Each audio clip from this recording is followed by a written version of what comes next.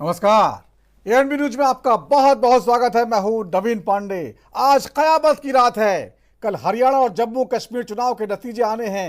Exit polls में दोनों ही राज्यों में कांग्रेस और उसके गठबंधन को बढ़त दिखाई जा रही है, जिससे कांग्रेसियों का जोश हाई है। हाल यह है कि हरियाणा में सीएम पद को लेकर कांग्रेस में अभी से रस्साकशी शुरू हो चुकी है। चुनाव संचालन समिति की अगुवाई कर रहे भूपेंद्र सिंह हुड्डा ने आज साफ कह दिया है, न टायर्ड न रिटायर्ड, यानी पूरा दावा है। उधर कांग्रेस की बड़ी दलित नेता शैलजा को गांधी परिवार से बड़ी उम्मीद है, क्योंकि इस बार दलितों का बड़े पैमाने पर वोट मिला है और जल्द ही महाराष्ट्र और झारखंड में चुनाव होने वाले हैं, जहां दलित सीएम बनाकर कांग्रेस बढ़त लेने की कोशिश कर सकती है। इसी तरह कांग्रेस महासचिव रणदीप सुरजेवाला ने भी दावा ठोक दिया है। जम्मू कश्मीर की बात करें तो वहां भी एग्जिट पोल्स पे नेशनल कॉन्फ्रेंस और कांग्रेस का गठबंधन आगे है, लेकिन अगर बीजेपी ने 35 से ऊपर जम्मू में सीटें हासिल कर ली तो फिर गेम पलट सकता है।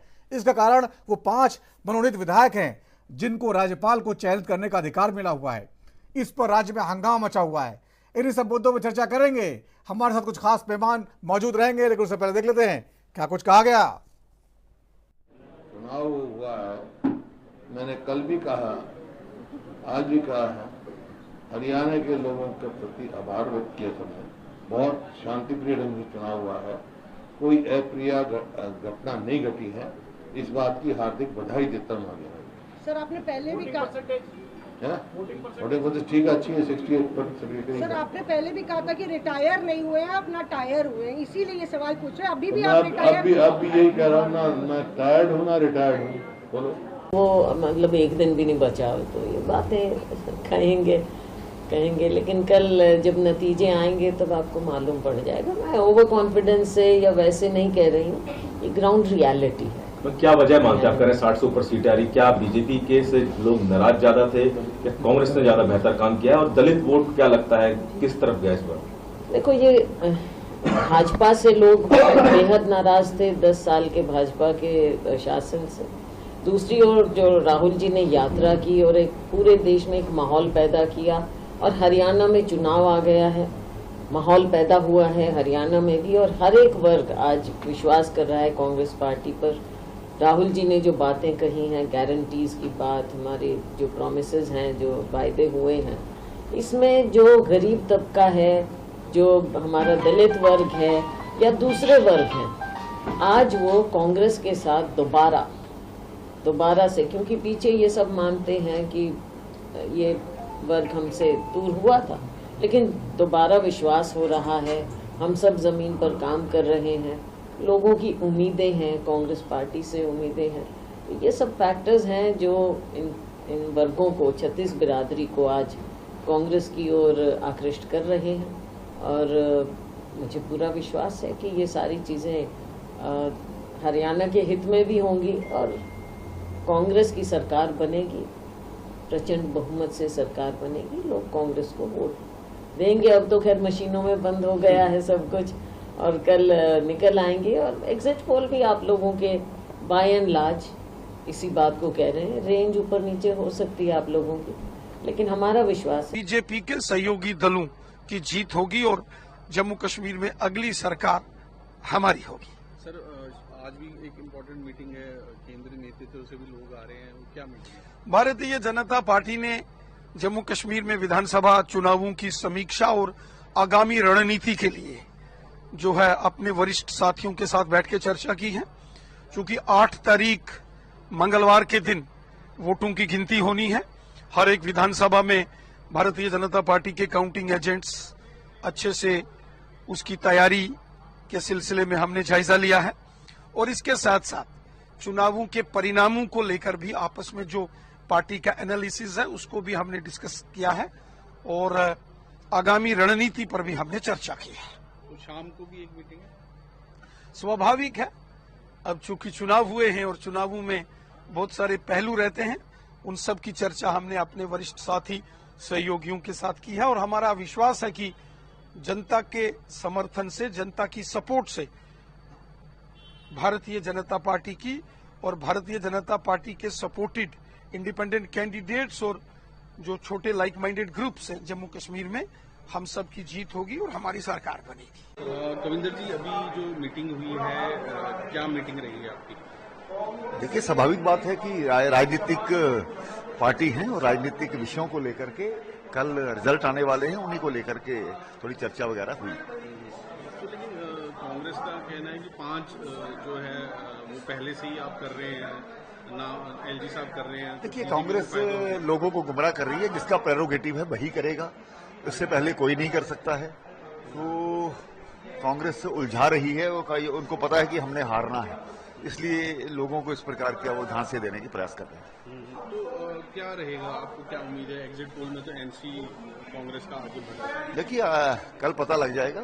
हमारे भी जो एग्जिट पोल है, हमारे जो अपने आंकड़े हैं, सबसे बड़ा दल बनकर के भारतीय जनता पार्टी ही उभरेगी। करा साहब ने कहा कि अगर आजाद साहब अपनी आइडियोलॉजी चेंज करते हैं तो उनको वो एक्सेप्ट कर सकते हैं, तो क्या लगता है? देखिए, कांग्रेस के जो पंजाब के चीफ मिनिस्टर रहे चन्नी, वो जाकर के इंजीनियर रशीद के पास जाते हैं। कांग्रेस आंकड़े जोड़ने की कोशिश कर रही है, इससे साफ जाहिर होता है कहीं ना कहीं वो परेशान है और उनका गठबंधन नहीं बन रहा है। पूरे देश की राजनीति में फर्क पड़ेगा। हरियाणा में कांग्रेस की प्रचंड जीत होगी, बड़ी जीत होगी, और कांग्रेस की जीत से मैं समझता हूँ पूरे देश के अंदर एक संदेश जाएगा। हरियाणा वो प्रदेश है जहाँ मैं समझता हूँ देश की राजनीति, कोई राजनीतिक चिंतन जो होता है उसकी शुरुआत हरियाणा में हमेशा होती है। हुड्डा साहब के बयान से लगता है उम्र का कोई असर उन पर नहीं है, वो बिल्कुल युवाओं से अपनी तुलना उन्होंने की है। हुड्डा साहब ने बहुत मेहनत करी है और आज चुनाव में सभी का योगदान है। हुड्डा साहब का एक विशेष योगदान है जो आज चुनाव में कांग्रेस पार्टी का जो आज स्ट्रेंथ बनी है। और मैं समझता हूँ कि पूरे प्रदेश में आज चारों तरफ से जो माहौल बना है, हमारे केंद्रीय नेतृत्व का मैं धन्यवाद करता हूं। विशेष तौर से राहुल गांधी जी का मैं धन्यवाद करता हूं कि राहुल गांधी ने जब भारत जोड़ो यात्रा निकाली राहुल जी ने, उस समय कांग्रेस का माहौल बन गया। और केंद्रीय नेतृत्व से लेकर हमारा प्रदेश नेतृत्व, चौधरी उदय भान जी, चौधरी उपेंद्र सिंह हुड्डा जी, इन और सभी कांग्रेस के नेताओं ने पिछले 2 साल से अंत तक मेहनत करी, पर कार्यकर्ताओं ने अंत तक मेहनत करी, तभी ये आज हम इस निष्कर्ष पे पहुंचे। ये हार किसकी होगी, मोदी जी की, मनोहर लाल खट्टर जी की, या भाजपा की? अगर होती है भारतीय जनता पार्टी की हार रहेगी, भाजपा में सभी आगे। कल कितने बजे तक परिणाम क्लियर हो जाएगा? ये आप जो है, आप वरिष्ठ पत्रकार हैं, अब वो कितने बजे तक हो जाएगा ये तो आपको भी पता है। मैं पूरी तरह से आश्वस्त हूं कि हम प्रचंड बहुमत की सरकार हरियाणा में भी बनाएंगे और हम बहुमत की सरकार जम्मू कश्मीर में भी बनाएंगे।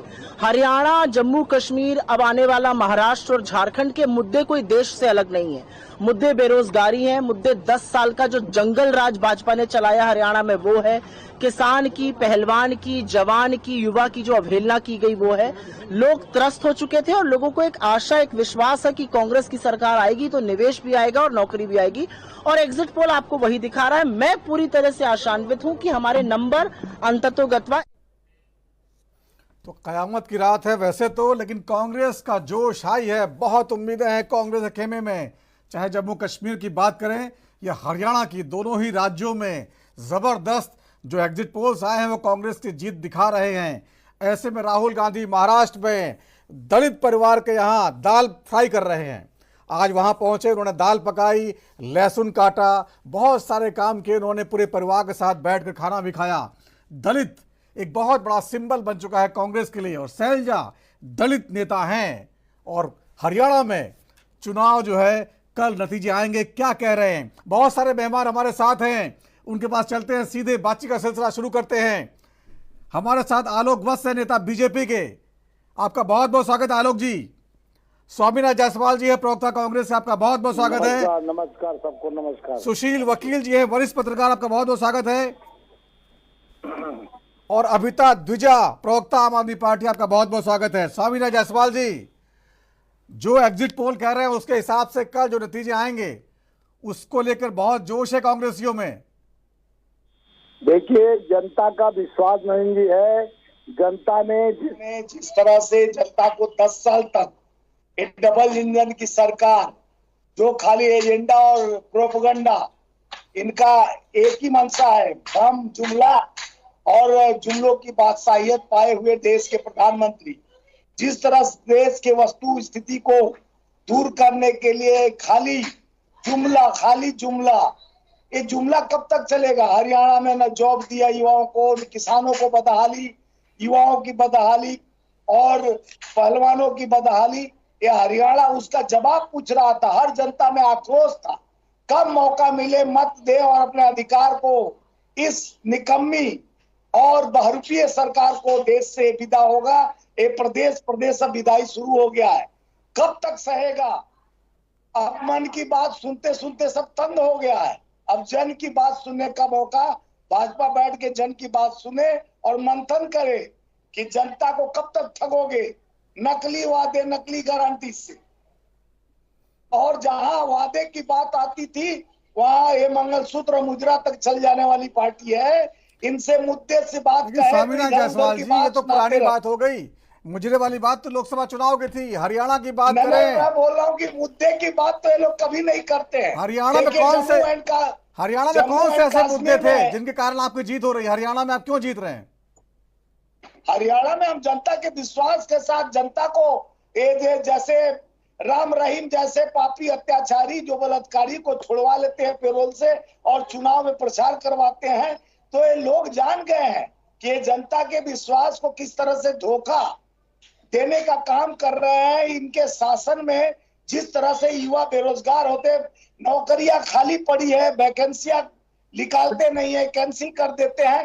तो ये कई तरह की बातें हैं जो हरियाणा के किसान 770 किसान शहादत दिए उसी बॉर्डर पे, और वहां के किसानों को उग्रवादी, आतंकवादी और बलात्कारी कहकर जिस तरह से इनके नेताओं ने 2 मिनट मौन तक नहीं रखा किसानों के लिए। तो किसान की आहट सुनाई दे रही है इस चुनाव में, मजदूर की आहट सुनाई दे रही है चुनाव में, युवाओं को बेरोजगारी सुनाई दे रही है इस चुनाव में। ठीक है स्वामीनाथन जी, ठीक है, लेकर चुनाव बदलाव के ऊपर। ठीक है, आलोक बस जी कुछ कहना चाहते हैं। आलोक बस जी, आवाज आ रही है आपको? जी आलोक बस जी, हरियाणा और जम्मू कश्मीर के जो एग्जिट पोल्स आए हैं वो कह रहे हैं कि बीजेपी नहीं जीत रही दोनों राज्यों में। तो कल तो नतीजे आ जाएंगे, लेकिन आज भी काफी गहमा गहमी रही। बहुत तैयारियां कर रहे हैं आप लोग? देखिए, हरियाणा में हम तीसरी बार सरकार बनाने जा रहे हैं। हरियाणा में जो सरकार, स्थिर सरकार, मजबूत सरकार, स्वच्छ सरकार, बगैर किसी घोटाले की सरकार, प्रगतिशील सरकार जो देने का काम हमने किया है, उससे वहां की जनता, इन्होंने कांग्रेस वालों ने वहां एक भ्रम फैलाया था लोकसभा चुनाव में कि हम दलित विरोधी हैं, हम आरक्षण रद्द कर देंगे, हम संविधान के साथ खिलवाड़ करेंगे। लोगों ने तीसरी बार नरेंद्र मोदी जी को आशीर्वाद दिया, सरकार बनाई, और न कॉन्स्टिट्यूशन के साथ छेड़छाड़ हुआ, न कोई दलित का आरक्षण पर कोई प्रहार हुआ। तो जनता समझ गई है कि ये झूठे प्रोपेगेंडा से इन्होंने कुछ जीत हासिल कर ली थी लोकसभा में, लेकिन अब ये दाल गलने वाली नहीं किसी भी कीमत पर। और सबसे बड़ी बात कि कांग्रेस, घोटाला, स्कैम, ये दोनों एक ही सिक्के के दो पहलू रहे हैं शासन में। आज जितने भी स्वामीनाथन जायसवाल जी के बड़े नेता हैं वो सब बेल पे है किसी न किसी केस में। लेकिन आलोक जी देखिए, ये सब बातें, आलोक जी चुनाव खत्म हो चुका है, अब ये सब बातें कहने कोई मतलब नहीं। कल नतीजे आ जाएंगे, कल शाम को हो सकता है आपको कुछ और कहना पड़े। सुनिए, जब चुनाव होता है तो इन सब चीजों का मूल्यांकन करती है जनता। और ये एमएसपी की बात कर रहे थे, अरे भैया जब आपकी सरकार थी, जब जायसवाल जी की सरकार थी 2006 में स्वामीनाथन की रिपोर्ट आई तो 2007 में लागू कर देते। 2008 में मनमोहन सिंह जी ने कहा कि it is not feasible to implement this, और उसको ठंडे बस्ते में डाल दिया। 14 तक इनकी सरकार थी और आज घूम घूम के प्रचार कर रहे हैं कि जी हमें एमएसपी। लेकिन आलोक जी एग्जिट पोल्स तो नहीं बता रहे कि आप लोग जीत रहे हैं। आपको तो 20 सीटें दी जा रही हैं हरियाणा में, कहां सरकार बन पाएगी आपकी? देखिए, कल जब आपसे मुलाकात होगी टेलीविजन पे तब आप कहेंगे कि हमने सारे रिकॉर्ड ध्वस्त कर दिए और जनता के विश्वास पर खड़ा उतरे, और हमने एक मजबूत और स्थिर सरकार बनाने की कवायद शुरू कर। ठीक है, एक बयान सबसे ले लेता है आलोक जी, फिर लौटता आपके पास। अक्षिता द्विजा, प्रवक्ता आम आदमी पार्टी। अक्षिता जी, एग्जिट पोल्स में आप लोगों को भी कोई सीट नहीं मिल रही है। वैसे केजरीवाल जी कह भी चुके हैं कि वो देर से आए इलेक्शन में, इसलिए जो है सरकार बनाने की बात तो नहीं कर रहे हैं, लेकिन किंग मेकर बनने की बात कर रहे थे। लेकिन तो 0 सीटें मिल रही हैं अधिकांश एग्जिट पोल्स मैंने देखे। आपको लगता है कुछ सीटें आएंगी आपकी? सबसे पहले तो आपके सभी दर्शकों को, आपको और जितने भी मेरे भाई प्रवक्ता हैं उनको नमस्कार। देखिए, एग्जिट पोल की बात अगर हम करें तो अभी लोकसभा में भी 400 पार दिखा देते बहुत सारे चैनल है, 350 बीजेपी की सीट दिखा देती है। और बहुत बार आप ये देखिए कि 2013 का चुनाव हो या जितने भी दिल्ली में जब चुनाव हुए, वहां पर भी आम आदमी पार्टी का नहीं दिखाया गया था कि ये सीटें निकाल पाएंगे। और आप जानते हो कि फिर कितनी, पंजाब में देख लो या कोई भी एग्जाम्पल, तो कितनी सीटें निकली। ठीक है, उसके बावजूद भी यहाँ पर जो हमारी स्थिति है, देखिए डेफिनेटली यहाँ पर हमने 2 साल से बहुत काम किया। और बीच में उसी के साथ जो दिल्ली में जो चीजें हो रही थी या हमारे शीर्ष नेतृत्व थे उनको जैसे जेल में डालना जा रहा था, तो बार बार काम में समस्याएं थी, प्रचार करने में समस्याएं थी। और उसके बावजूद भी आप ये देखिए कि पार्टी और पार्टी के कार्यकर्ता जुड़े रहे, काम करते रहे, तो ऐसी स्थिति में भी बहुत बेटर काम किया। वहीं पर अगर आज हरियाणा की बात करें तो मैंने बहुत बार ये बात कही है कि जो हरियाणा में आज जो चुनाव की जो स्थिति है, कांग्रेस ने कोई ऐसा काम नहीं कर दिया कि जिसकी वजह से लोग चाह रहे नहीं। यहाँ पर दिक्कत क्या है कि देखिए, एक नॉर्मल इनकम्बेंसी होती है जो सरकारों में आमतौर पर 5-10 साल के बाद आ जाती है कि कोई सरकार सत्ता में है तो उसे लोग बदलाव चाहते हैं कि अब इसको बदले। पर हरियाणा में क्या हुआ, जिस तरीके से 3 कानूनों को लेकर आया गया, उनको रद्द करने की आज तक अधिसूचना जारी नहीं की गई, 700 किसानों की शहादत होगी, उसके लिए कोई शोक पत्र भी प्रस्ताव भी पारित नहीं किया गया, और किसान महिलाओं के साथ, जवानों के साथ अग्निवीर। तो इसी कारण ही आप ये देखिए कि लोगों के अंदर जो आक्रोश है, तो यहाँ पर हरियाणा में सत्ता बदलना नहीं, सत्ता से हटाना बीजेपी को, ये आक्रोश है। जब आप सत्ता में हटाने को के लिए सोचते हो तो आप थोड़ा ऐसी सरकारों को चुनते जो ना तो बीजेपी की बी टीम बने और या फिर उनका मतलब अस्तित्व पहले भी हरियाणा में वो सत्ता में रही है। तो यही कारण है कि जो एज मिला है कांग्रेस को, वो एक एज सिर्फ बीजेपी को हटाना है। जो लोग गुस्सा है, और आम आदमी पार्टी पहले कोई चुनाव जीती नहीं है या नई पार्टी है, कैंडिडेट नहीं है, तो वो अभी विश्वास, वो अभी हमें काम करने की जरूरत है। अभी भी लोगों को अरविंद केजरीवाल जी के काम पर विश्वास है, बट अभी हमें कैंडिडेट या ग्राउंड तक और भी रिच बढ़ाने की जरूरत है। तो यही कारण है कि अरविंद जी ने ये कहा कि माना कि आम आदमी पार्टी को भी काम करने की जरूरत है, सीटें नहीं मिल रही हैं। ठीक है, बड़ी अच्छी बात है, बहुत साफ गोई के साथ मैंने मान लिया कि सीटें हमें नहीं मिल रही है, लेकिन हमने काम करेंगे आगे, संगठन हमें सीटें, हम ये नहीं कह रहे कि हमें नहीं मिल रही।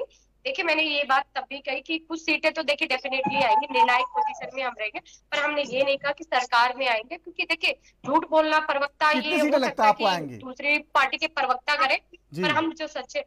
कितनी सीटें आपका अनुमान, कितने सीटों का, पार्टी का अनुमान कितनी सीटें आ रही हैं? सर मैं सच्ची बताऊं, एक तो आई एम वेरी न्यू, ठीक है, मैं कोई आकलन नहीं कर सकती उस चीज का, और जो जनता चाहेगी वो जनता पर छोड़ देते हैं ना, क्योंकि हर बार देखिए इतने बड़े चैनल्स है, ये इतना इनके पास रिसोर्सेज होते हैं, इनके आकलन गलत हो जाते हैं, तो मैं यहाँ पर कहूंगी तो वो उचित भी नहीं होगा। सीटें आ रही हैं, सारे आकलन कह रहे हैं कि आम आदमी पार्टी को सीट इस बार नहीं मिल पा रही है। चलिए कोई बात नहीं, आगे बढ़ते हैं। सुशील वकील जी, देखिए आप तो बहुत समय से फील्ड पर हैं, बहुत जानकारी रखते हैं, जो एग्जिट पोल्स बता रहे हैं, आपको लगता है उसी तरह से चुनाव नतीजे हरियाणा और जम्मू कश्मीर में जा रहे हैं? तमाम दिग्गज अपने मताधिकार का इस्तेमाल कर रहे हैं। और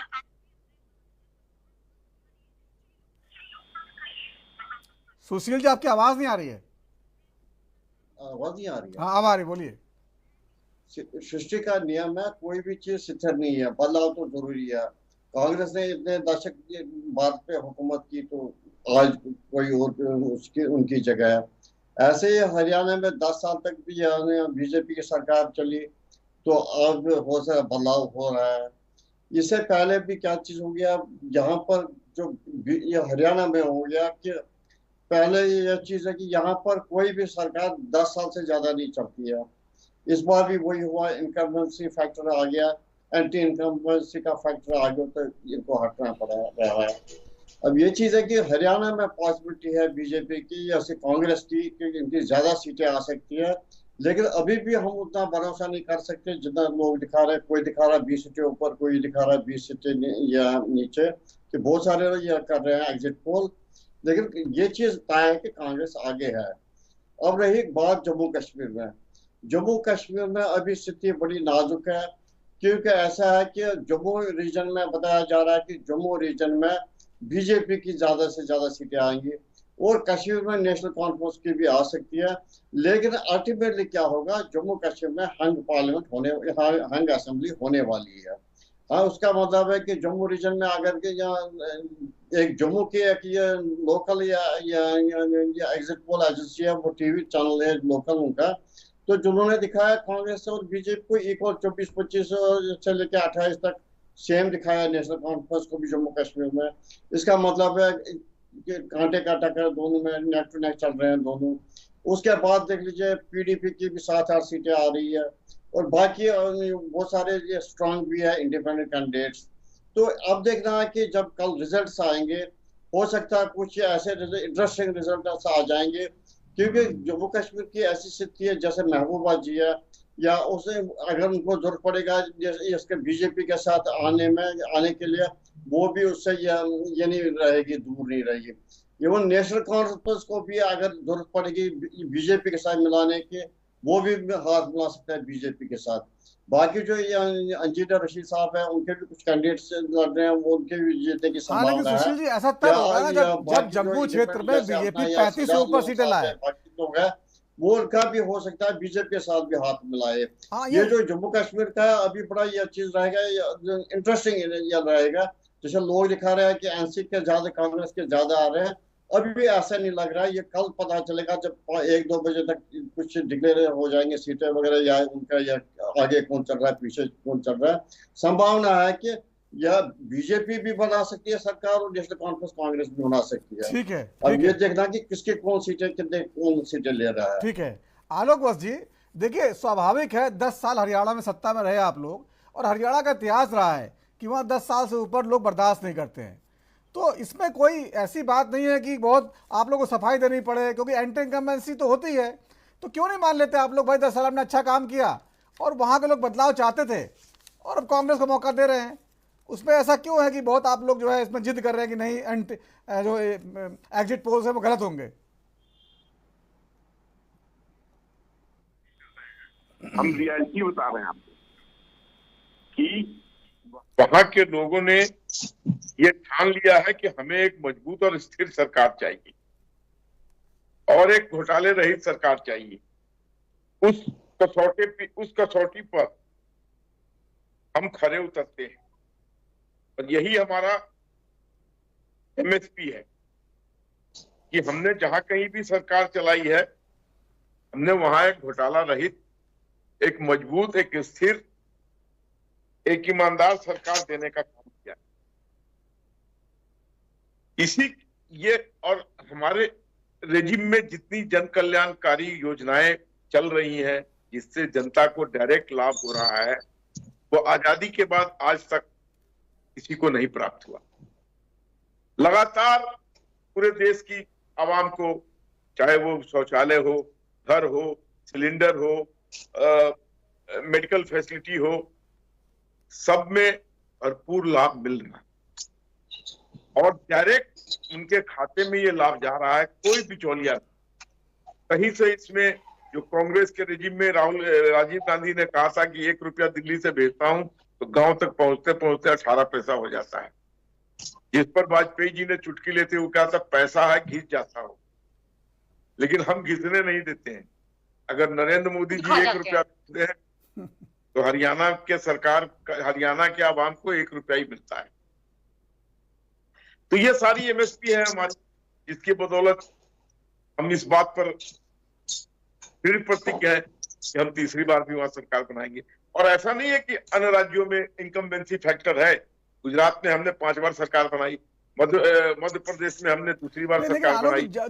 जो हरियाणा का जो मिजाज है वो गुजरात से अलग है। हरियाणा में जो जाट पॉलिटिक्स है, जो दलित समाज है, वो जो है बदलाव की इस बार दिखाई दे रहा है जमीन में जो है। और कोई भी एग्जिट पोल से आपका सर्वे जो है बीजेपी का, वो भी अपने आप को 20 सीटें दे रहा है। तो अभी देखिए, ठीक है, आपका धर्म है पार्टी का बचाव करना, मेरा कहने का ये नहीं कि आप ये मान लीजिए, मैं कहता अगर कारण बता दीजिए कि कहां कमी रह गई। देखिए कमी, अगर देखिए चुनाव में हार और जीत, चुनाव के दो पहलू हैं। खेल में और चुनाव में हार और जीत लगा रहता है। अगर हम हारेंगे, मान लीजिए आपकी बात सच निकली, आपकी भविष्यवाणी सही निकली, जायसवाल जी की सरकार, जायसवाल जी की सरकार बन गई, तो इन्हें हम बधाई देंगे और हम फिर से जुड़ जाएंगे जनता के साथ। बिल्कुल, क्योंकि हम लोग 2 पर आ गए थे लोकसभा, वहां से 303 का सफर किया। तो ये हमारी वर्कर पर हमें भरोसा है, हमें अपने नेताओं पर भरोसा है, हमें अपने कार्यशैली पर भरोसा है। खोया हुआ विश्वास को दोबारा प्राप्त करने की हमारे अंदर क्षमता है। लेकिन है नहीं, खुशी में भी खुश, गम में भी खुश। अगर जनता का फैसला होगा तो जनता लोकतंत्र में सर्वोपरि है। बिल्कुल, जनता सर्वोपरि है। और उसके बाद जम्मू कश्मीर, छोटा सा ब्रेक लेंगे, उसके जम्मू कश्मीर के चुनाव पे बात करेंगे। सभी मन हमारे साथ मौजूद रहेंगे। छोटा सा ब्रेक के बाद जल्द लौटते हैं।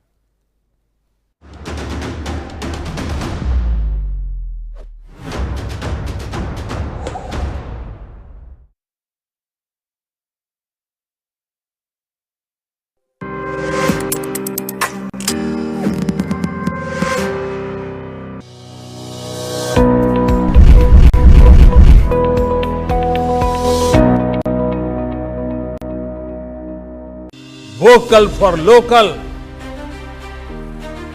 हमारी बहुत समस्याओं का समाधान आत्मनिर्भरता में है। यशस्वी प्रधानमंत्री श्री नरेंद्र मोदी जी के विजन वोकल फॉर लोकल के अनुरूप माननीय मुख्यमंत्री योगी आदित्यनाथ के नेतृत्व में स्थानीय उत्पादों को मिला global market. UP international trade show के द्वितीय संस्करण में रिकॉर्ड 10,000 करोड़ रुपए से अधिक का व्यापार हुआ है सुनिश्चित।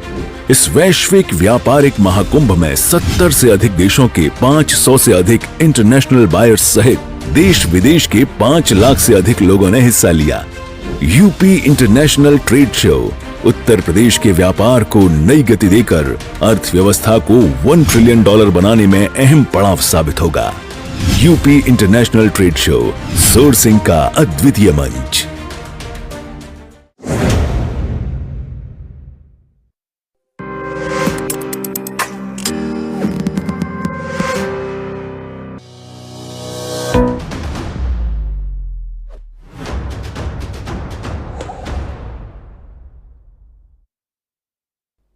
ब्रेक के बाद राजधानी में फिर आपका स्वागत है। आज बात कर रहे हैं कल हरियाणा और जम्मू कश्मीर में जो वोटिंग जो हुई थी उसके जो नतीजे कल आने वाले हैं, उसको लेकर आज पूरे दिन गहमा गहमी रही है। बहुत बड़े बड़े दावे किए जा रहे हैं। जो एग्जिट पोल्स में कहा गया है कि दोनों ही राज्यों में कांग्रेस को बढ़त है, इसको लेकर बीजेपी लगातार नकार रही है, रणनीति तैयार कर रही है। तमाम मेहमान हमारे साथ हैं, उनके पास एक बार फिर चलते हैं, बातचीत का सिलसिला एक बार शुरू करते हैं। आलोक बस जी हैं हमारे साथ, नेता बीजेपी के, स्वामीनाथ जायसवाल जी हैं प्रवक्ता कांग्रेस के, सुशील वकील साहब हैं वरिष्ठ पत्रकार हैं, और अभिता द्विजा जी हैं प्रवक्ता आम आदमी पार्टी के। स्वामीनाथ जी, जो जिस तरह से दीपेंद्र हुड्डा कह रहे हैं, आज उन्होंने लिखा है कि जो है नायब सिंह सैनी के ट्वीट में लिखा है कि कल शाम को जलेबी का डिब्बा लेके आ रहे हैं आपके घर में। तो जलेबी राहुल गांधी जी की बड़ी मशहूर हो गई है हरियाणा में, तो कल जलेबी बटेगी लगता है। गोबर भक्तों का ज्ञान कम हो जाता है तो जलेबी ही खिलाना पड़ेगा ना। गोबर भक्तों को ये नहीं मालूम कि जलेबी की फैक्ट्री भी चलती है इंडिया में, इमरती की फैक्ट्री भी चलती है, लेकिन उनको गोबर भक्ति में अब की बार 400 पार बंद हो गया। भ्रष्टाचारी और बलात्कारियों का व्यापार ये जनता नहीं किया स्वीकार, फिर भी कहते हैं हमारा ही बढ़ेगा व्यापार। तो देख लीजिए हरियाणा की जनता इनको, आलोक भैया को हमारे अभी स्वीकार नहीं कर रहे हैं, लेकिन कल जलेबी इनको हम खिलाएंगे तब स्वीकार करेंगे। ये लोग मुंगेरी लाल का हसीन सपना देखते हैं कि कब तक मूर्ख बनाए देश को। कहते 36 भ्रष्टाचार हरियाणा में हुआ है, वो तो पोल अब खुलेगा। ठीक है स्वामीनाथ जी, देखिए स्वामीनाथ जी वो ठीक है, लेकिन भूपेंद्र सिंह हुड्डा कह रहे हैं कि सीएम मैं ही बनूंगा। इस उम्र में भी जो है लोग उनसे कह रहे हैं बहुत उम्र हो गई, आप युवाओं को मौका दीजिए। शैलजा जी आगे जो कल वो सब दल का जो राष्ट्रीय पार्टी है, विधायक बनती है, उसके बाद नेता चुनता है, उसके बाद वो सीएम बनते हैं। और भाजपा के लोग तो ठोक देते हैं और बदल भी देते हैं।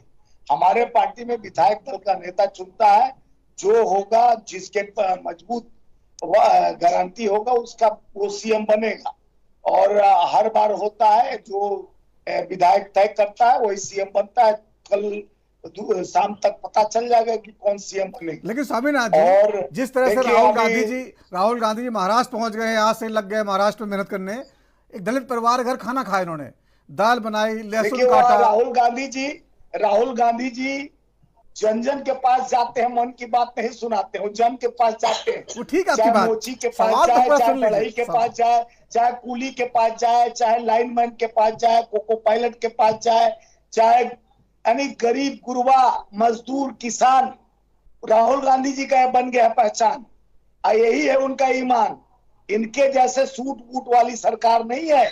हम गरीबों का बात करने वाले हैं, उनके दर्द को साथ में जाकर सवाल स्वामीनाथ सुन लीजिए, सवाल तो सुन लीजिए ना। सवाल यह है कि जिस तरह से राहुल गांधी दलित परिवारों पर बहुत ज्यादा मतलब इस समय वहां जा रहे हैं, भोजन कर रहे हैं, पर दलितों का बहुत ख्याल रख रहे हैं, तो हरियाणा में भी शैलजा जी दलित नेता है, महिला नेता है, तो कल कोई दलित अच्छी खबर देंगे दलितों के लिए आप? शैलजा जी सांसद है, हमारे पार्टी की जीती हुई सांसद है, और शीर्ष नेतृत्व नहीं तय करेगा, विधायक तय करेंगे कि कौन मुख्यमंत्री बनेगा। कल पता चल जाएगा। दलितों का सम्मान हम लोग करते हैं। पहला स्पीकर हम लोग मीरा कुमार को बनाए थे, बाबू जगजीवन राम जी को उप प्रधानमंत्री थे। हम लोग दलितों का सम्मान हम ही लोग करते हैं। ये लोग दलित के एजेंडे पे एक दलित को बना के एसटी को बना देंगे राष्ट्रपति, लेकिन उनके यहाँ मिलने का अधिकार जो मिलने जाएगा तो प्रधानमंत्री क्या इससे तय किया जाएगा कि कौन राष्ट्रपति से मिल सकता है। तो अधिकार का यानी देश के सबसे बड़ा जो बना संसद भवन, तो राष्ट्रपति का अधिकार होना चाहिए, तो प्रधानमंत्री उद्घाटन करते हैं। तो हम पद देकर पावर भी देते हैं। यहाँ तक पद देकर पुतला बनाया जाए, स्टंप बनाया जाता है। तो हमारा स्टंप और सूट बूट वाली सरकार नहीं है। हम गरीबों का बात करते हैं, किसानों की बात करते हैं, हितकारी योजना भी लाते हैं। अच्छा, दीपेंद्र हुड्डा भी कहीं दावेदारी में है? दीपेंद्र हुड्डा भी है दावेदारी में? देखिए, युवा चेहरा आएगा तो श्योर होंगे। दावेदारी सबको करना है, सब कर रहा है। रणदीप सुरजेवाला भी कर रहे हैं, शैलजा भी कर रहे हैं, सारे लोग कर रहे हैं, करने का हक है। चलिए ठीक है, आप तो नहीं बताएंगे, मैं समझ गया। अभिता दूजा जी, आप बता दीजिए कौन आपको लग रहा है इनमें रेस में आगे है? अगर भूपेंद्र हुड्डा जी अगर उम्रदराज हैं तो युवा अगर नेतृत्व आगे आता है, तो शैलजा जी, सुरजेवाला जी, दीपेंद्र हुड्डा जी, कौन लगता है आपको?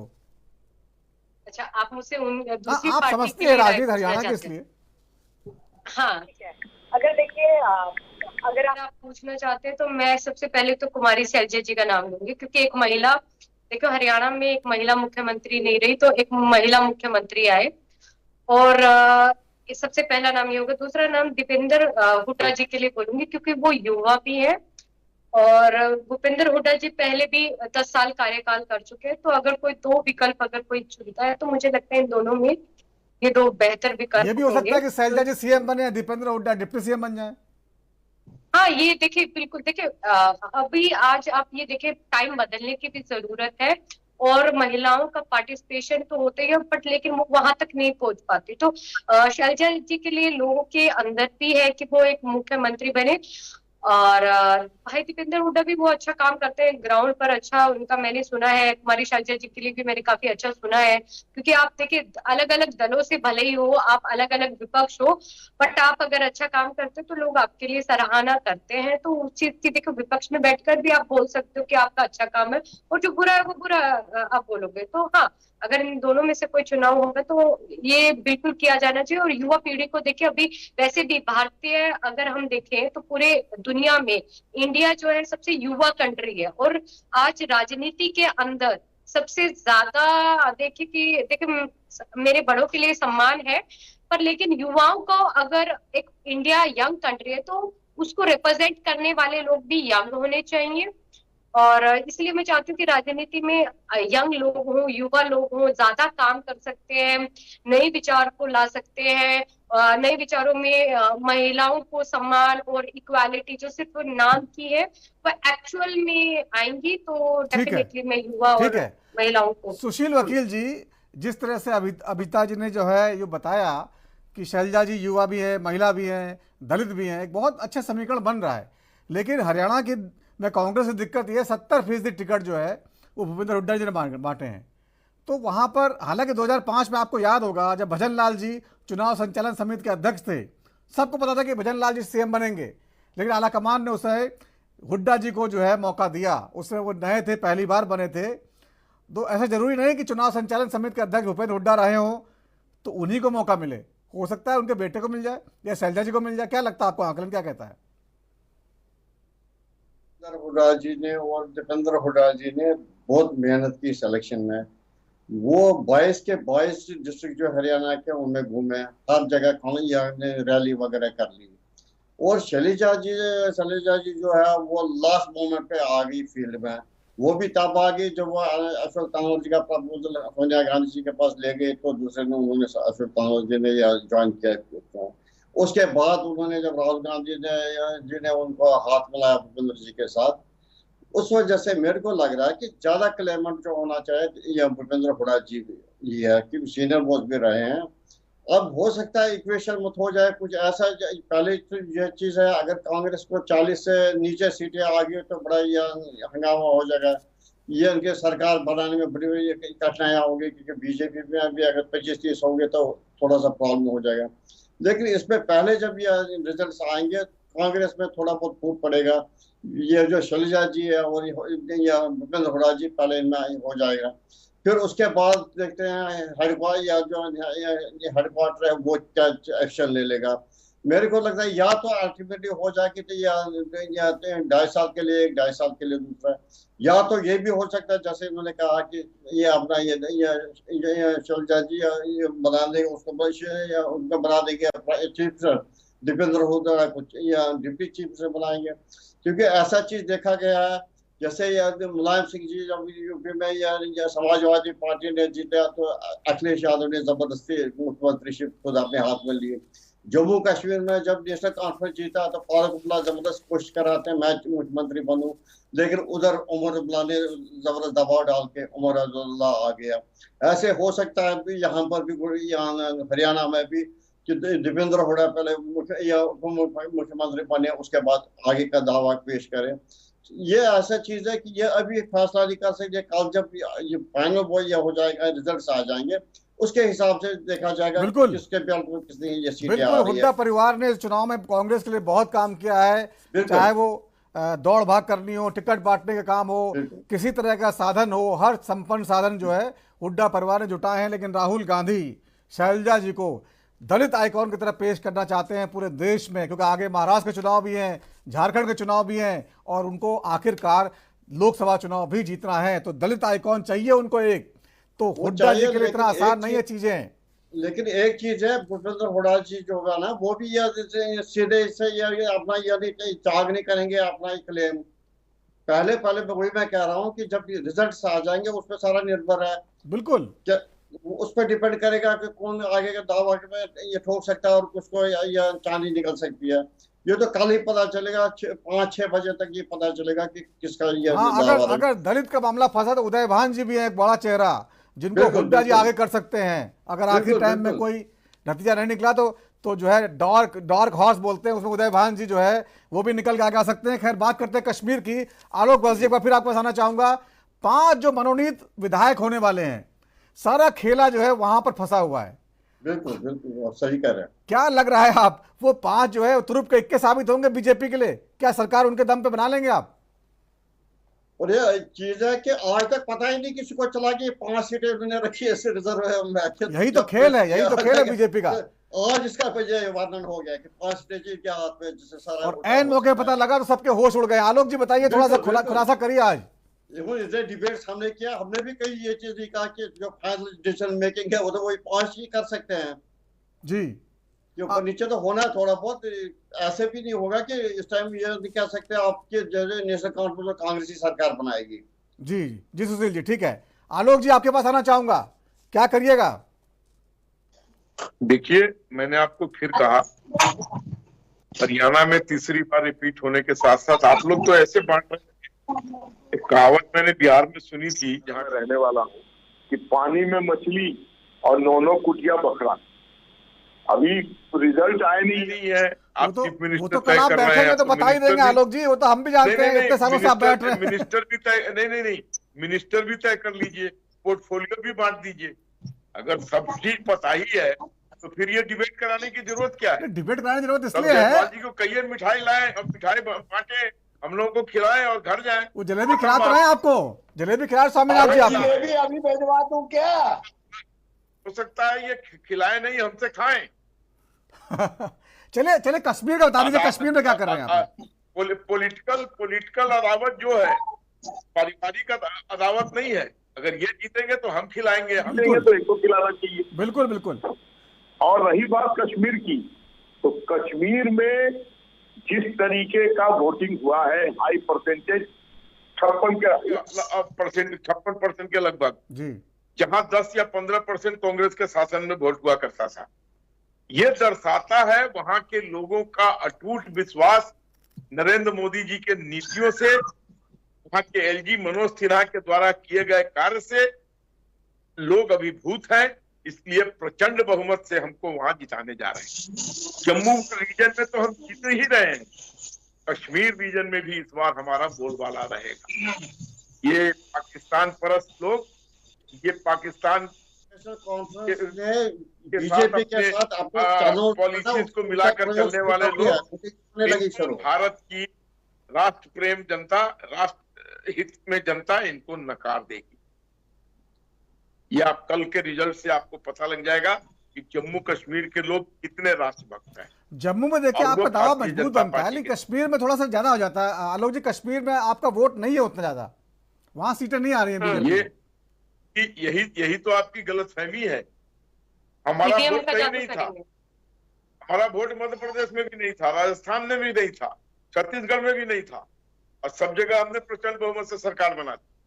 नहीं आलोक जी, जम्मू की बात करें तो ठीक है, लेकिन कश्मीर की जो आप बात कर रहे हैं, पहले तो आपके कैबिनेट की है, ऐसे है जो मजबूरी से उठे हैं। और प्रेस साइलेंटली, हम काम करके लोगों का विश्वास जीतते हैं, और वो काम नरेंद्र मोदी जी की सरकार ने करके दिखाया है। आजादी के बाद हिंदुस्तान की आवाम को इस तरीके की सुविधाएं किसी भी रेजिम में कभी भी नहीं मिली थी। आलोक जी, ये सब लोकसभा चुनाव में हम देख चुके हैं, सुन चुके हैं, और जिस तरह सीटें घटी बीजेपी की, उससे जाहिर है कि बीजेपी के बारे में लोग अब किस तरह से परेशान है। लोकसभा में कभी कभी क्या होता है ना, आपका तुक्का चल जाता है। जयसवाल भाई का तुक्का चल गया कि हम दलित विरोधी हैं, हम संविधान बदल देंगे, और हमारे यहाँ के कुछ छुटभइये नेता भी हैं जिन्होंने इस बात को हवा दे दी। उन्होंने समय समय पर पार्टी हाईकमान में अपना नंबर बनाने के क्रम में कुछ ऐसे बयान दे दिए जो हमारे लिए आत्मघाती साबित हुए। वर्ल्ड की सबसे बड़ी पार्टी है, शिव जी के बारात में हर तरीके के लोग शामिल हो जाते हैं, वही हाल हुआ हमारा भी जी। जिसको मनाया उसकी कुछ अपना वक्तव्य ठोक दिया, उसकी हमको हानि हुई, और उत्तर प्रदेश में हमको जबरदस्त बिल्कुल। अच्छा आलोक जी, कश्मीर में जो 5 विधायक हैं, वो जो है जो राज्यपाल को चुनना है, उसमें 2 कश्मीरी पंडित हैं, 2 जो है गुलाम कश्मीर जो कब्जे में पाकिस्तान के वहां के प्रतिनिधि हैं, और इस तरह से 5 जो प्रतिनिधि हैं वो राज्यपाल को चुनना है। एक है और 2 महिलाएं हैं। 2 महिलाएं हैं। तो वो जो आप लेकर तुरुप का पत्ता है, वो 5 जो विधायक हैं वो 10 विपक्ष के 10 के बराबर है। अगर विपक्ष में तो किस तरह से उसका मतलब पहले चुन लेंगे आप, बाद में चुनेंगे उसको? देखिए, ये सब बात हाईकमान का फैसला होगा।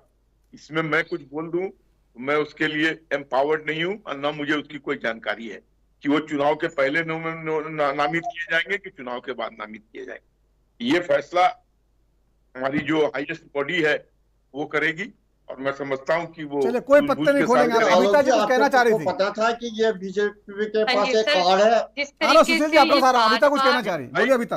हेलो सब सुनिए, अब तुरुप का पत्ता अब ये खुलवा लीजिएगा। हाँ ठीक है, ठीक, कल आप आएंगे शो में तो कल पूछेंगे आपसे। अमिता बोलिए। हाँ देखिए जिस तरीके से ये बार बार इतना झूठ बोलते हैं बीजेपी के प्रवक्ता, और आप ये देखें कि जो अभी लोकसभा का रिसेंटली जो चुनाव हुआ था, कश्मीर से तो इन्होंने लड़ा भी नहीं लोकसभा का चुनाव। और आप ये देखें 2 सीटें 370 जीती के बाद हैं जम्मू कश्मीर, 2 सीटें जीती इन्होंने, कश्मीर में हारे हैं। कश्मीर के अंदर इन्होंने एक भी सीट पर नहीं लड़ा है, जम्मू के अंदर लड़ा है लोकसभा में। और अभी भी आप कश्मीर में विधानसभा में भी काफी सीटों पर बीजेपी नहीं आई है। जो ये खुद को अपने आप को दुनिया की सबसे बड़ी पार्टी कहते हैं, इनके पास 20,000 करोड़ है, इनके पास कैंडिडेट नहीं है क्या? तो इन्हें वहां पर लड़ना चाहिए था, जब जिस चीज को 370 बोल बोल के इन्होंने पूरे हिंदुस्तान में वोट मांगे। हरियाणा की धरती पर विधानसभा में 370 को बोल बोल कर ये वोट मांग रहे, तो वहां पर तो लड़ते आप चुनाव। एक बात। दूसरी बात आप ये देखिए, जो लोकसभा का चुनाव हुआ वहां पर देखिए उसके अंदर 538 सीटों पर, मायने रखता है 538 सीटों पर जितनी वोटें गिरी और जितनी वोटें गिनी गई उसका अंतर 5 करोड़ है। और ये ADR की रिपोर्ट ने भी बताया है, वोट फॉर डेमोक्रेसी की रिपोर्ट में भी बताया। और इन भाई को अगर डाउट भी हो तो खुद इलेक्शन कमीशन की वेबसाइट पर ये फर्क सब जगह है। तो 5 करोड़ वोट, बिल्कुल अभी तो आपकी बात सच है, लेकिन प्रवक्ता का धर्म भी होता है पार्टी का बचाव करना, तो आलोक जी वही कर रहे हैं। वैसे आलोक जी सच बोलने के लिए जाने जाते हैं। देखिए आप बचाए, आप पक्ष रखे, पर हमारा भी इनका ये धर्म भी है साथ में कि ये लोकतंत्र की भी रक्षा करे। अगर वोट में ये धांधली होती है तो देखिए कोई भी पार्टी का, अटल बिहारी की वाजपेयी, बीजेपी का ही कोट कर देती हूँ, अटल बिहारी वाजपेयी जी ने ये कहा था कि पार्टी आती है जाती है, सरकारें बनती है जाती है बिगड़ती है, पर देश रहना चाहिए, देश का लोकतंत्र रहना चाहिए। और उस लोकतंत्र को बनाने के लिए वोट बहुत कीमती है। जो अब 2024 में इन्होंने 538 सीटों पर 5 करोड़ का डिफरेंस आया, कोई प्रवक्ता नहीं बचा सकता। अगर बीजेपी के प्रवक्ता हो, अगर आप ऐसी बात कर रहे हो तो आप देश विद्रोही हो। ठीक है, अभी तक वो दूसरा मुद्दा हो जाएगा, उस पर फिर बाद में बात करेंगे। अभी जो है अभी कश्मीर में बात कर रहे हैं। स्वामीनाथ जी, 5 जो सीटें जो बीजेपी के पास जो है ये बहुत मुश्किल डाल देंगे। भले आप लोग एग्जिट पोल्स में आगे हैं, आप गठबंधन आगे है, ये दिक्कत करेगा आपके लिए? देखिए ये लोग श्याम दंड भेद, जैसे दिल्ली सरकार में सारा अधिकार LG को दे दिया गया, उसी तरह जम्मू एंड कश्मीर में 10 साल अघोषित रूप से माननीय सर्वोच्च न्यायालय नहीं अगर संज्ञान में लेता तो लोग चुनाव नहीं, जम्मू एंड कश्मीर को टुकड़े टुकड़े में बांटने का काम किए, वहां के लोगों का आस्था को तोड़ने का काम किए। ये पहले कहते थे आतंकवाद मुक्त कर दिया, और जम्मू में जितना आतंकवाद, यानी 9 जून के प्रधानमंत्री के शपथ के बाद हमारे 20-22 जवान शहादत दिए। ये लोग डोंका और झूठ बोलने का बहुत बड़ा प्रोपेगेंडा एजेंडा भाजपा चलाती है। झूठ बोलो, जुमला फेंको, यही एजेंडा है। भ्रष्टाचारी से यारी है, बलात्कारी से यारी है, यही तो इनका व्यापारी है। इनके पास कोई एजेंडा नहीं है। जितने भ्रष्टाचारी हैं, हेमंत बिश्व शर्मा, अजीत पवार और जितने भी हैं दक्षिण से साउथ से लेके नॉर्थ तक, उनका यारी प्रधानमंत्री से है। देश पे 254 लाख करोड़ कर्ज हो जाता है। पहले राजस्थान में भी धोखा दिए, और छत्तीसगढ़ मध्य प्रदेश में 450 रुपए में सिलेंडर दे रहे थे। तो बस चुनाव बीत जाता है तो अमित शाह जी आके कहते हैं धीरे से जुमला होता है। तो ये जुमला मत बेचो भैया। नौकरी 2 करोड़ का नाम लेके प्रधानमंत्री देश में सत्ता में तीसरी बार आ गए, लेकिन जब नौकरी पर युवा पूछा 400 पार की गारंटी दे रहे थे। पहले मोदी की गारंटी, मोदी अब गारंटी देना भूल गए। अब भाजपा, अब एनडीए गठबंधन बोलने लगे। नहीं तो एक के हम द्वित्व नास्ति, हमारे सिवा कोई नहीं है, हम ही हम है। ये अहम अहंकार देश का जनता भगवान है जो मतदाता है, ये इनकी अहंकार को तोड़ दिया और इनका जनाधार खत्म हो गया। वो बहन अभी बता रही थी स्वामीनाथ जी, सरकार मुश्किल में फंस जाएगी आपकी। आप सरकार बना नहीं पाएंगे कश्मीर में, ये कह रहा हूं मैं। कैसे बचाएंगे? सरकार दोनों जगह बन रहा है। कल आपके चैनल पे बैठ के मैं सुबह बताऊंगा, बैठना भी है और बताऊंगा। अरे बुला लीजिएगा आलोक भाई साहब को, इनको जिलेबी भी खिलाऊंगा। और जो बता रही थी अमिता जी, तो एकदम बढ़िया परफेक्ट 5 करोड़ जो धांधली हुआ चुनाव आयोग के द्वारा, वेबसाइट पर जो पहले सेम डे डाला जाता था 13 दिन 15 दिन, उसका जीते कई सीट पर 47 वोट, 500 वोट, 400 वोट, 300 वोट, 5000 के अंदर 150 सीटों से गोपाल घोटाला किया गया। और सत्ता से तो बेदखल जनता कर दी थी मोदी जी को, लेकिन आप ईडी, इनकम टैक्स, सीबीआई और चुनाव आयोग के कृपा से बने हुए हो, वो भी बैसाखी के ऊपर। कभी भी सत्ता गिर सकती है, बैसाखी टूट सकता है। आपका जनाधार तो टाटा फिस हो गया है, आपका झूठ का पुलिंदा खुल चुका है, पाप का गठरी फट चुका है। कितना झूठ बोलोगे, गले का फांस बन जाएगा। नाली में से गैस निकालते हैं, A+B का होल स्क्वायर +2AB कहां से आ जाता है? ऐसे ज्ञानवान वाले प्रधानमंत्री हमारे। ठीक है स्वामीनाथ जी, जवाब दे लीजिए, पहले जवाब दे लीजिए। आलोक जी, इस पर जवाब दे दीजिए, दो प्रवक्ता ने पूछा है, पहुंचा देते हैं, जवाब दे दीजिए। देखिए, हर पार्टी कह रही है कि हम अपनी सरकार बनाएंगे, कांग्रेस भी उत्साहित है। कुछ आप लोगों ने उनके उत्साह को बढ़ा दिया है एग्जिट पोल्स में उनकी तरफ रुझान दिखाकर, लेकिन जमीनी सच्चाई और जमीनी हकीकत कुछ और है। कल हम जम्मू कश्मीर में भी पहली बार भारतीय जनता पार्टी की अपने दम पर सरकार बनने जा रही है, और हरियाणा में हम तीसरी बार रिपीट होंगे ही, इसमें भी कहीं कोई संशय नहीं है। इनके आपसी खींचतान ने भी चीजों को खराब किया है। आपने भी जो कोई भी वोट अभी अभिता जी के पार्टी काटेगी, वो कांग्रेस का ही वोट काटेगी। तो इन सबको मिला जुला कर हमारी स्थिति मजबूत थी, मजबूत रहेगी, और कल ईवीएम से जो जिन निकलेगा वो भाजपा कहता हुआ बाहर आएगा। और देखो वो सही कह रहे चुनाव आयोग, सच्चाई एकदम बनावट के वसूलों से ये सच्चाई आलोक भाई निकाल दिए। ये जीन वाली बात, चुनाव आयोग वाली बात, ये साबित कर दिए कि 5 करोड़ वोट नए होने नए और पुराने से कोई मतलब नहीं है। ईमानदार होना इम्पोर्टेंट है। बोलने दीजिए, अमिता जी सुन लीजिए, अमिता जी सुन लीजिए। शांत रहिए, आप अभी शांत रहिए, आपको ककारा सीखना पड़ेगा।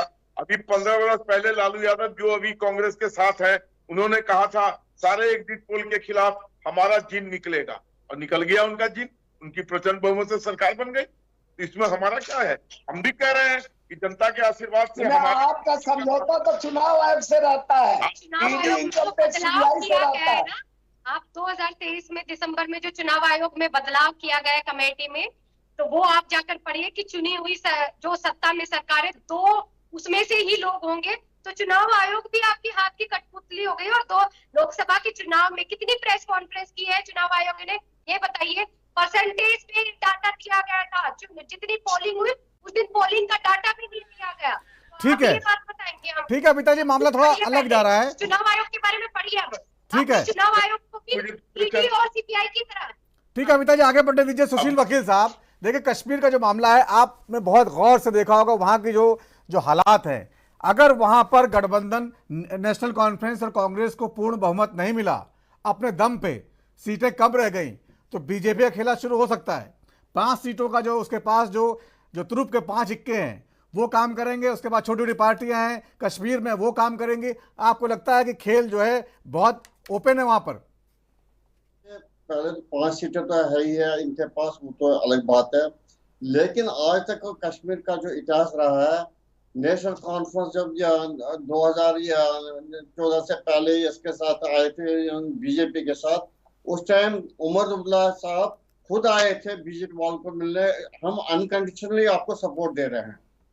2014 में मुफ्ती मोहम्मद सईद, उन्होंने भी बीजेपी के साथ हाथ मिलाया। उनके लिए कोई परहेज नहीं है कि कल अगर उनको जरूरत पड़ेगी बीजेपी में जाने की या नेशनल कॉन्फ्रेंस लगेगा।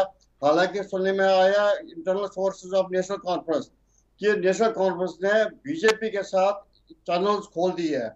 इनके कुछ बंदे बीजेपी के जो जम्मू में बैठे हैं उनके साथ इन टच है। कश्मीर की ये परंपरा रही है, किसी चीज आज जो कह रहे हैं हम बीजेपी को बाहर फेंक देंगे, बीजेपी को ये करेंगे वो करेंगे, उस वजह से ऐसा नहीं लग रहा है कि ओपन ये है। इंजीनियर रशीद साहब उसने भी कहा हम ये इंडियन कॉन्स्टिट्यूशन के अंडर काम करेंगे, लेकिन कश्मीर का जो भी उनका काज है बिल्कुल कश्मीर की जो परंपरा है, वहाँ की जो पार्टियां हैं, वहाँ पे किसी भी तरफ ऊंट करवट बदल सकता है। 10 साल बाद चुनाव हो रहे हैं, कल नतीजे आने हैं, कयामत की रात है। बहुत बहुत धन्यवाद चर्चा में शामिल होने के लिए आप सभी मानों का। तो राजधर्म जितना ही वक्त छोटे से ब्रेक का, और ब्रेक के बाद भी खबरों का सिलसिला जारी रहेगा। नमस्कार।